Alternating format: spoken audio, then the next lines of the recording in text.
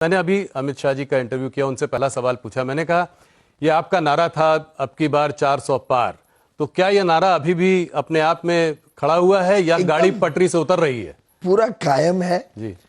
और जब आप जमीन पर उतरते हो, जब आप लोगों के बीच जाते हो, उनका प्रतिसाय, उनका रिएक्शन, और पॉलिटिकल लीडर्स समझ लेते हैं ऑडियंस के रिएक्शन से कि क्या रिस्पांस मिल रहा है, स्पीच के दौरान क्या रिस्पांस है, विषय के दौरान क्या रिस्पांस है।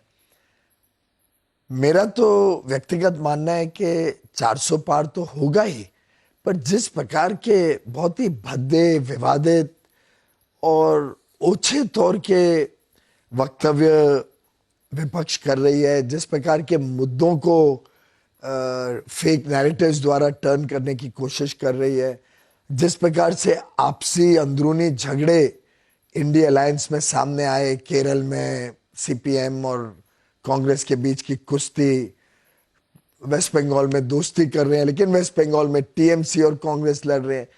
तो ये जो पूरा विपक्ष ने अपने आप को एक्सपोज कर दिया है एक बड़े कमजोर विपक्ष के रूप में, ना उनके पास कोई नेता है, ना कोई नेतृत्व है, ना कोई नीति है, ना कोई नियत है देश के प्रति कैसे वो सद्भावना से और संवेदनशीलता से काम करेंगे।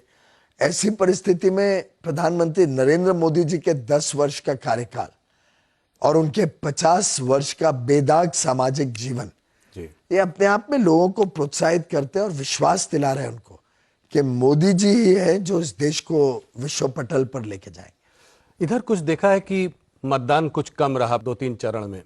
ये भी देखा गया थोड़ा, अभी अगर आप देखें तो पिछले कुछ दिनों से स्टॉक मार्केट में भी थोड़ा उतार है, एफआईआई सेलिंग आ रही है, कुछ ऐसी खुशफुसाहट चल रही है कि शायद जो नंबर आप लोग सोच रहे थे उस नंबर के आसपास आप लोग ना पहुंच पाए। आपने मुझे 4 महीने पहले 330 का नंबर भारतीय जनता पार्टी के लिए दिया था, तो क्या आंकड़ा देख रहे हैं आप?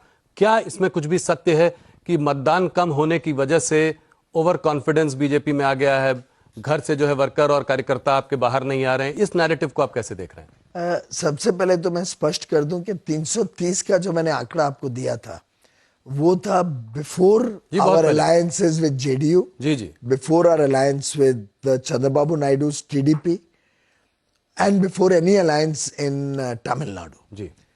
तो ये है मेरे ख्याल से सितंबर अक्टूबर की बात होगी। जी, बहुत 4-5 महीने पुरानी बात। उसके बाद ये सब डेवलपमेंट्स के बाद ये आंकड़ा बढ़ते ही गया है। जी। इससे भाजपा का भी आंकड़ा बढ़ा और हमारी एक ओवरऑल एनडीए अलायंस का भी आंकड़ा बढ़ा।